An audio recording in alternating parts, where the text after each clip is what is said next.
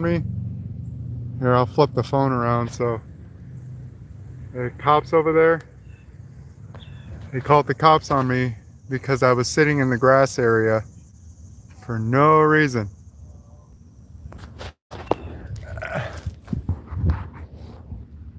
Officer, I'm over here, but I hope you know I'm live streaming this and the whole world is seeing it. So if you guys are doing anything illegal towards me, it will be seen. I haven't done anything illegal. I was sitting in the grass and they asked me to leave. That's that over there past that sidewalk. I've done my homework. It's considered public property. The further you get to the woods, the more public it is. Okay, yeah, no, we just got a call, so we're just coming to check on you. All right. Life. The main concern was I haven't done anything. I know, but what we're saying is, the trash? That's not mine. let me finish, please. Okay, well, like I said. So, yeah?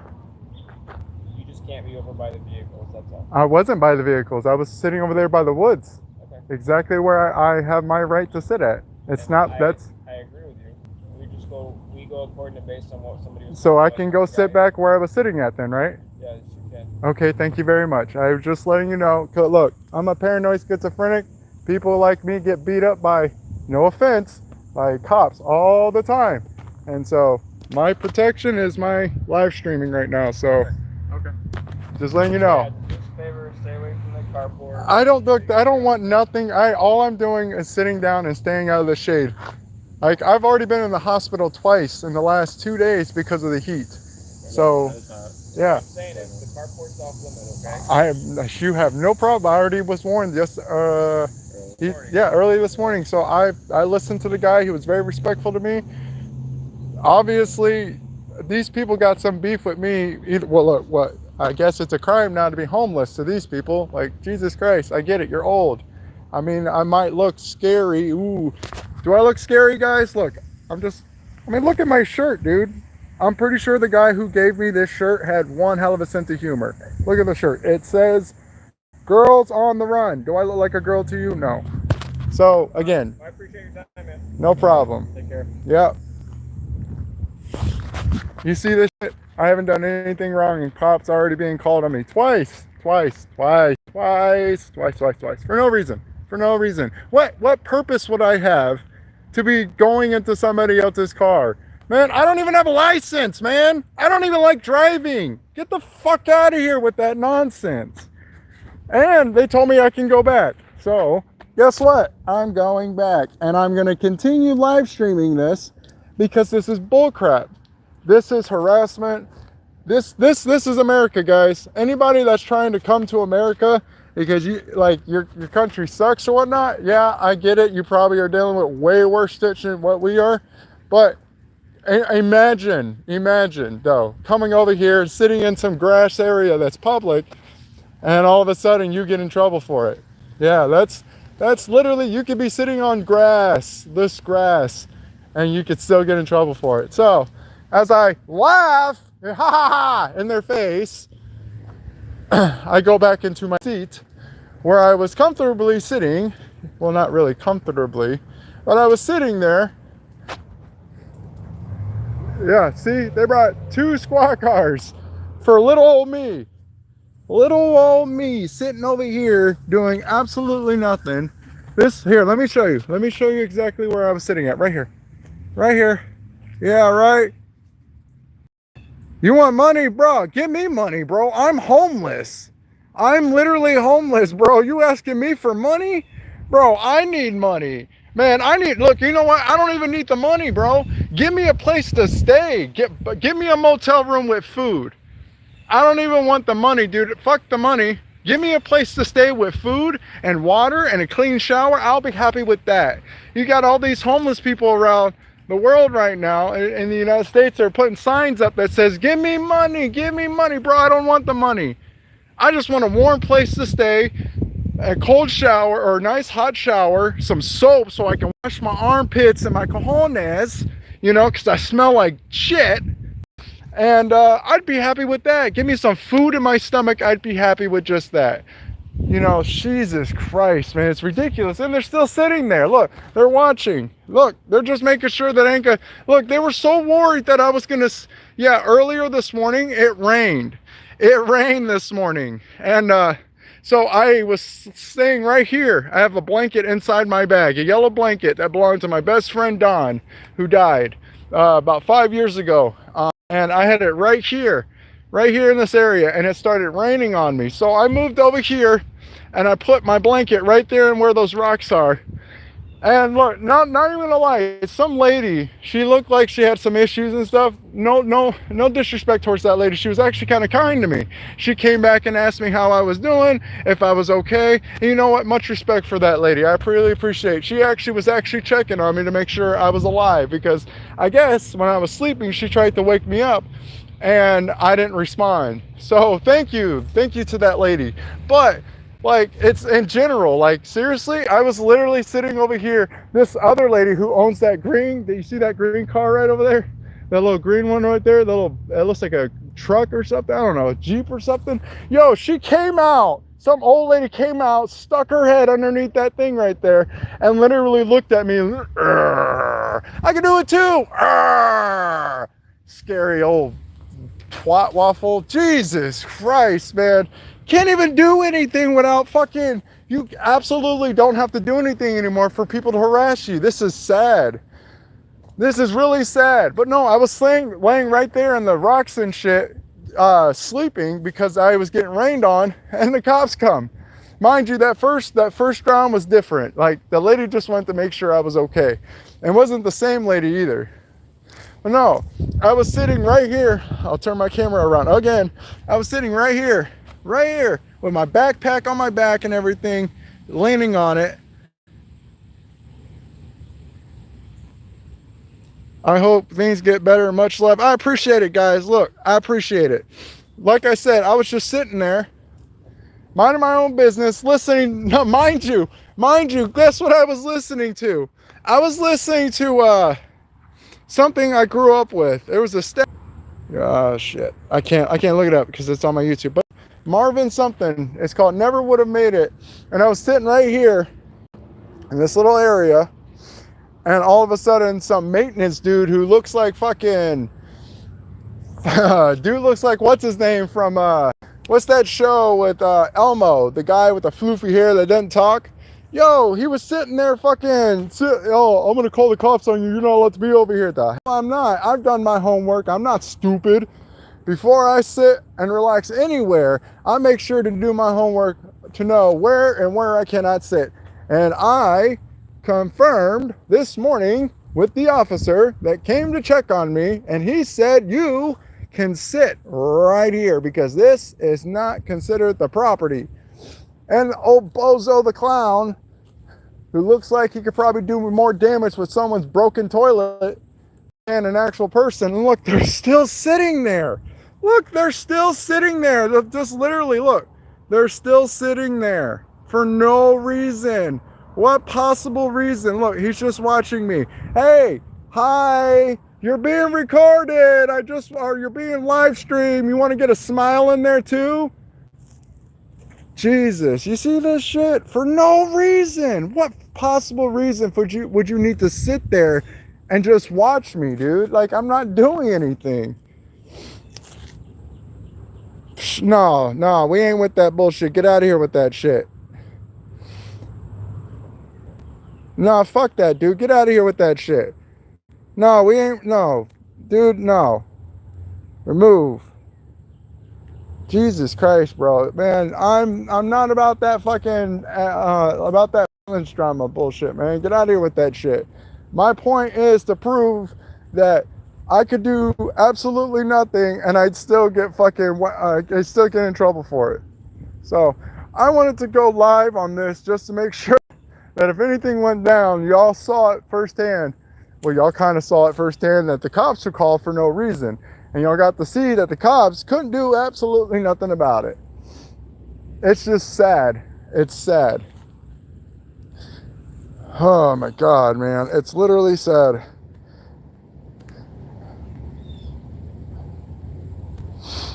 Hello. Hana Skiz Forever. I don't know Skiz. I don't have money.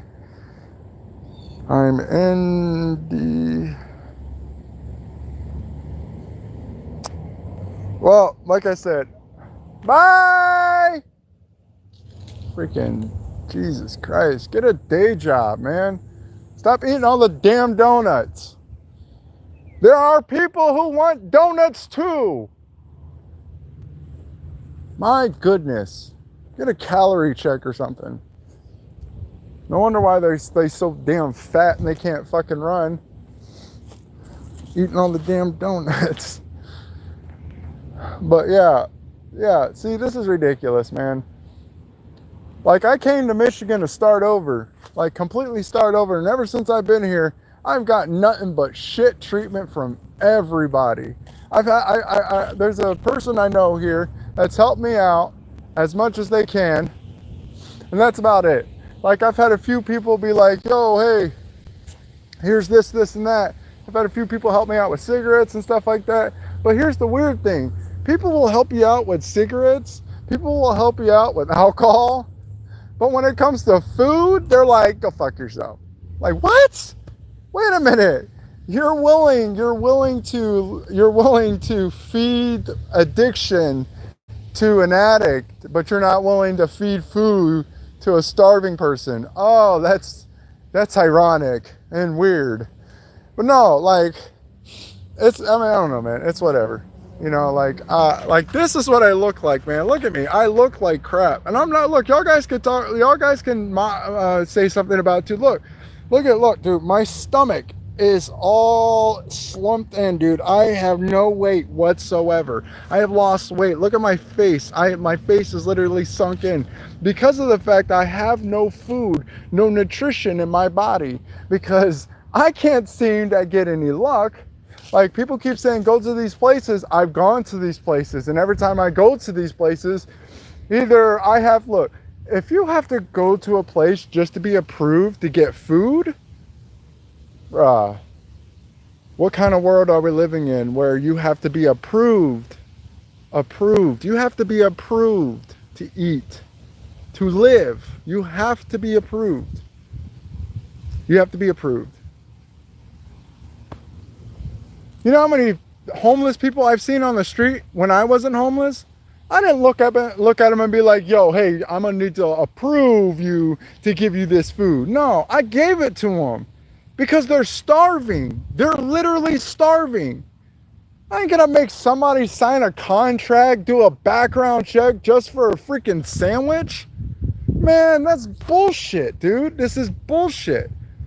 Anybody that's out there struggling in Michigan, just know, I know what you're going through. I know what you're going through, and I'm so sorry. I'm sorry that we have to go through it together. I may not know who you are and where you're at, but just know I'm with you. And it sucks. And you know what? That lady called the cops on me. I don't hate her. I don't even know her. I don't know her first name. I don't know her last name. I don't know who she is. I've never met her before. But you know what? Good for her, I guess. If she thought that was the right decision to do and call the cops on somebody that wasn't doing nothing but trying to stay in the shade and stay out of the sun radius, look, I already got sunspots. Did you know, I just found out the other day that sunspots are actually signs of an early stage of skin cancer? What? Really? Oh, that's nice to know. So somewhere in the near future, if I don't get out of this type of environment, I could get skin cancer. Oh, that's lovely. If I thought starving and being without drinks like water and a cool shower and a roof over my head was bad, skin cancer is just along with the other bullshit I got to deal with. But yeah, I literally got sunspots all throughout my arm and everything. My back, oh my God, my back hurts so much because of the sunburn on my back, and it's literally gone through my shirt. I got this shirt right here, the sweater, my Batman sweater that my ex, who, mind you, I have no beef with anymore. I never had beef. Honestly, I didn't have any beef with her to begin with. I had feelings of different matters, but I don't have any beef with her. But she gave me this sweater a long time ago, and I keep it close to me at all times. I hold it dear. It's one of my favorite sweaters, and if anybody ever tried to take it, I'd fuck you up. No lie. Like this is special to me, but I wear it. I keep it close to my heart, which is right here. You know, I got this shirt the other day from the hospital because I was in the hospital just a couple days ago because I passed out from heat exhaustion. Like, I was literally out in the heat for so long, I passed out. And the ambulance were called. They got me. They took me to the hospital. They gave me some oxygen. They gave me some fluid, and they say, on your way. Like, that's it? Yeah, you don't need anything else. Bye. Like, okay, I guess that's cool. But yeah, that's been my life for the last recent last couple of days. I mean, there's been a lot more worse than that, but honestly, it's not even worth talking about right now. But yeah, I don't know. Like, it is what it is. It is what it is. I try to live my life as best as I can. I keep to myself. I don't mess with anybody. I don't talk to very many people. And the people that I do talk to, it's very brief. Hey, how you doing? You think you can help me out? No? All right, cool. You have a good day. That's it. That's literally it. I don't sit there and beg. I don't get on my hands and knees and say, please, please, give me money. No, I don't do any of that shit. It's not worth it. It's not worth it. If I can't simply be like, hey, you think you can help me out with a little bit of food and a little bit of water, and they say no, I'm like, all right, cool, thank you very much, I appreciate you taking the time to talk to me, you have a good day, and I walk away. Did you know there's a crisis center here in town? Not where directly I'm at, but downtown Grand Rapids. Did you know that if you have epileptic seizures, you are not allowed to go into the program? And it's a 24 to 72 hour hold program. You can go in voluntarily or they can admit you. I went in voluntarily, and mind you, because I needed the actual help I was willing to get, they did a search and found that I have epileptic seizures. Guess what they did? After admitting me, they told me to leave. They said, you need to leave. Why is that? Oh, well, we just found out that you lied to us and told us you don't have epileptic seizures. Okay, so what? So what? Who cares? You're going to throw somebody out who's seeking actual help? Someone who's literally taking the initiative? Someone who's literally willing to get the necessary help he needs to change his life, and you're telling me you're going to throw him back out on the street? Yep, that's exactly what we're saying. Okay. Yeah. Yep. It's ridiculous. You know, that whoever said, look, there was a guy I met on the Greyhound. Cool dude. Look, I have no beef with this guy. He's really awesome. His name is Cody. He's really, really awesome dude. We rode on the bus from Iowa all the way to Michigan, and he was really awesome. He helped me out a few times, and he was like, Michigan's got a lot of good help. All right, cool. All right. So I listened, and maybe it's because he's not struggling, and he just figured because, you know, they say there's a lot of help, they just kind of take it with the face value. But there isn't that. Look, if you have to literally be approved for food, it's not worth it. Literally. The pantry here in town, I was told in one of my comments, don't go to the pantry. I did. But here's the thing, with the pantry, you got to be approved for the pantry. Not only that, but they only open twice, once in the beginning of the month, and or twice in the beginning of the month and twice at the end of the month. We are in the somewhat middle of the month right now, so there's that. What else? What else can I bring up that just kind of allocates everything I say? just proves that everything I'm saying is, well, fucked. Whew, I think I might need to sit down. Oh my God, it's so hot. Whew.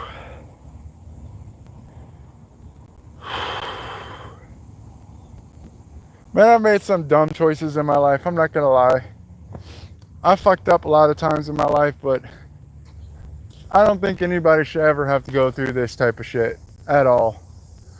You know, especially somebody that's actually trying to change their life, who's actually trying to do better.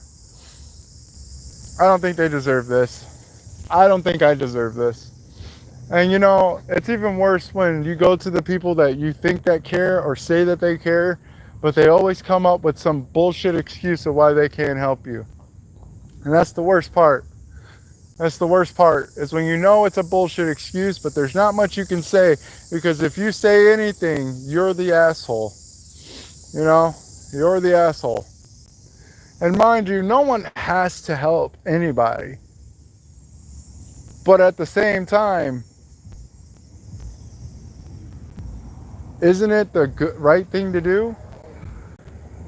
If you were in a predicament and you needed help, wouldn't you want somebody to help you? If you were stuck on the side of the street with a sign on your chest saying, please help, I need food, wouldn't you want somebody to stop and bring you some food? If you had a sign on your chest that said, I'll work for food, wouldn't you at least consider the opportunity? Wouldn't you at least consider the possibility of helping this person out? Even if it's, you know, hey, I got some trash that needs to be taken out, or hey, I got a lawn that needs to be cut. I'll either give you a little bit of cash to get you some food or whatnot, or I'll just get you food. Wouldn't you want that? Every day, every single day, I sit here and I wonder, what new fucked up thing will happen today? And I thought it couldn't get any, honestly, I don't want to say this, but it's bad juju to say this, but I thought it couldn't get any worse. I really didn't. But I'm sitting there trying to get my rest because I'm constantly sitting in the hot sun.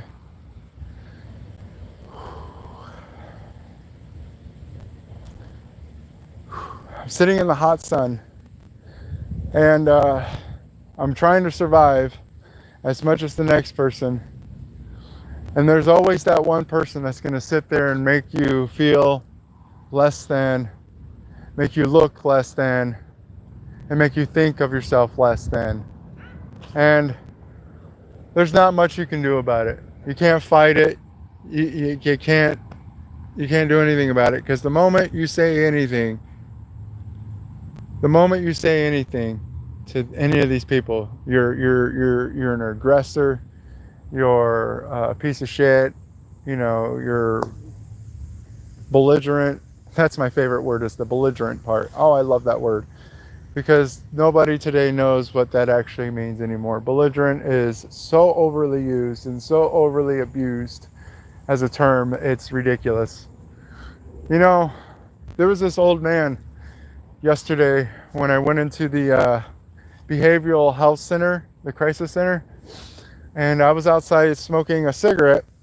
Thanks to the guy that bought it. I only know him by his first name, but his name was Marcus. And I'm guessing that he saw me asking for a cigarette from somebody, and guess what he did?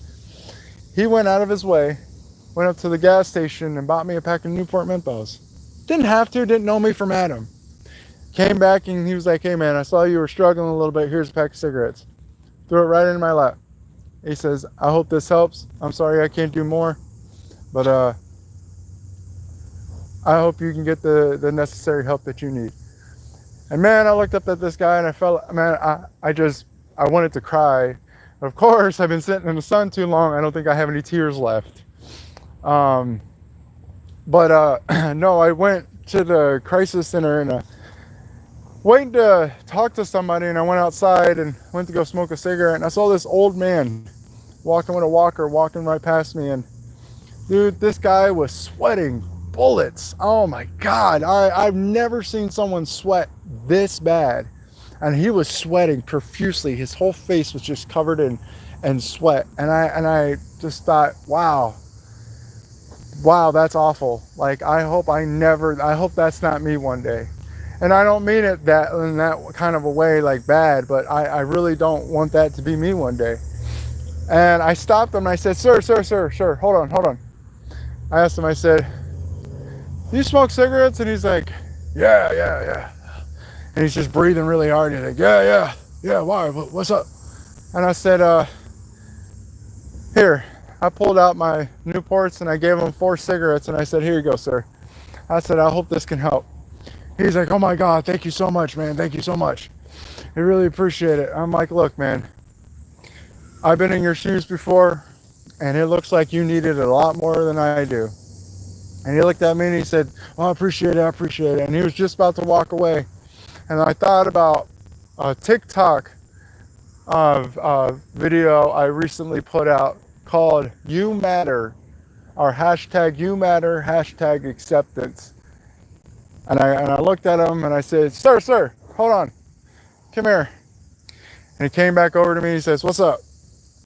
And I shook his hand and I said, sir, I want you to know you matter. I said, I don't care what anybody these people say, you matter. And I accept you for who you are. I'm sorry you're struggling. I don't know who you are. I don't know what you've been through, but you look like you've been through the ringer. I just want you to know you matter. I didn't have to say it. I didn't have to stop him and give him cigarettes, but I looked at him and I saw a part of me that's leading to that destination that he's at right now. And I thought, I don't want to be like that, but if I can help him get out of the slump that he's in just by letting him know how much he matters, then I'll do it. Just a few days ago, before I got on the bus to Des Moines, I had a bottle of Jack Daniel's Gentleman Whiskey, and I'm an alcoholic. It was my fault. I decided to take matters in my own hand and dealing with my own pain and my own misery and my own bullshit, and I decided to drink my pain away. Now, I'm not a full-fledged into the bottle alcoholic to the point where I just can't not live without it. I'm at the point where I can actually stop, look at the choices that I'm making and go, do I really want to be in this position for the rest of my life? And during this process, what's up, Supermatter? What's up, Junior? I know that's you. Give me a minute. But there's this guy named Oscar, Mexican dude, maybe Latino. I can't remember I think it was Latino.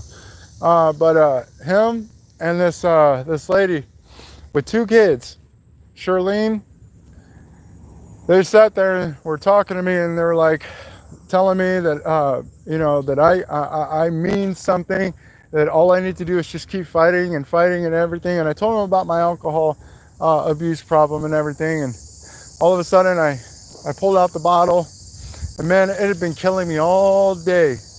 Ever since I found it in there, it had been killing me all day not to pop that thing open. I mean, I could taste it on my lips, and it hadn't even touched my lips yet. I could feel it in my blood, just boiling, just going, you need this, come on, just drink just a little bit, you'll get through, the pain will go away just for a few hours, you'll be just fine, just drink just a little bit, just drink just a little bit. And man, it fucking ached. Oh my God, my body fucking hurt. I could just feel that I was getting ready to slip. And all I could hear were these 2 people and a few other people going, look, man, don't open up that bottle. It's not worth it. It's not worth it. Put it down. Put the bottle down.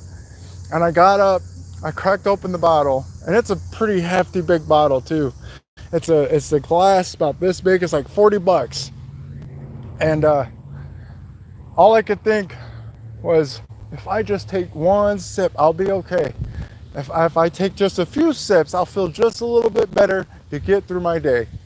And I got up and I just started walking across the street. Now, if anybody's ever been in Des Moines, anybody been to that bus station, on the side of the bus station, there's that's where the buses come in at, the Greyhound buses and stuff.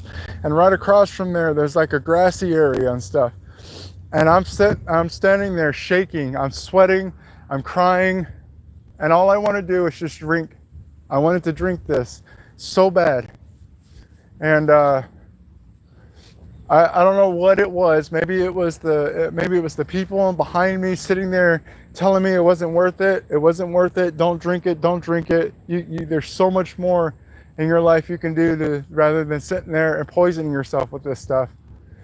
And I almost took it. I really did. And I just managed long enough to stop and think about what it's already done to me, what it's already done to my friend. No Heart is, look, I'm not judging him. I really believe that he's going through a lot, and I don't judge him for his addiction. But I thought, I don't want to end up like that, where I come home every day and I have to drink from the moment I get off work and to the moment I go to bed. And all I can just see, I could see that pain and misery rolling through his eyes every day. And I thought, nope, I don't want to do that. I don't want to do that. And I managed to just, for a brief second, have the strength to pour. And I poured every bit of that bottle out, every bit of it. And all of a sudden, because again, while I'm going through this, everything is starting to fade in my head. All those people talking to me, trying to get me to not drink, and I just managed to pour every bit of that alcohol out. And I turned around and I'm crying, and I'm in so much pain because I just wasted a $40 bottle of whiskey that I could have just been drinking bits and pieces and make it through the day.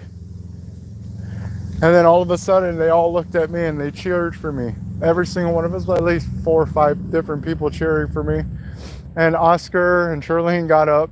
Oscar hugged me and he says, look, man, you're 32 years old. I don't know any other 32-year-old that would have the strength to do what you did. I'm proud of you. You keep doing what you're doing, man. And Charlene, she looked at me and she says, I hope you know you just inspired me. To hear somebody say that about me? Are you kidding me, dude? Have you seen me? Who the fuck am I inspiring? She looked at me and says, you inspired me just now. And I says, what are you talking about? I can't even inspire myself. She's like, Paul, I've been going through struggles in my life, and watching you do what you just did, it gave me the reason to keep fighting. And so I haven't touched the drink since, at all. I haven't touched one sip, and it kills me every day. Every day I think, man, if I could just have that bottle right now, right next to me, even if I don't crack it open, just have it here with me, it would just be a lot better. That right there, I feel, is a lot more worse than having to sit in front of the sun all day. And I'd rather sit in the sun all day in my own pain and my own misery than to sit and be addicted to alcohol like the rest of the alcoholics in the world who can't fight back anymore, who've completely given up. So that's been me for, I don't know, for the last 2-3 weeks maybe, give or take. And I'm still going. You know how many times I thought about just ending myself? You know how much traffic comes in and out of this street right here?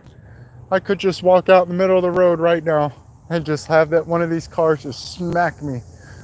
And you know what? Believe it or not, I don't think they'd slow down.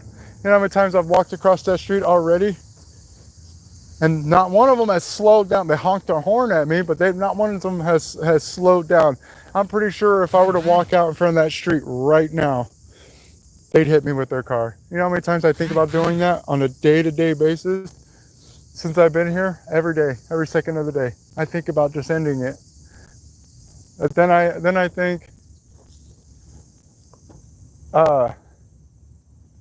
think, well, would it be worth it?